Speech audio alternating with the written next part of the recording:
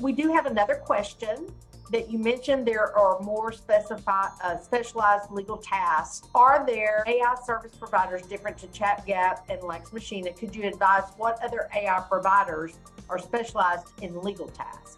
Absolutely. If you go to ChatGPT, you can generate this too. So there are legal research providers, contract analysis tools such as Cura Systems, Luminance, eBravia, predictive analytics tools, document generation tools, e-discovery tools, virtual assistant tools. Go to ChatGPT and ask the question. You'll get the entire, like a three bullets of each one. And a lot of these have been around for a while. You know, Cura Systems and Neotologic have been doing this before COVID. I went to an entire session on those tools. So this is not as new as we think.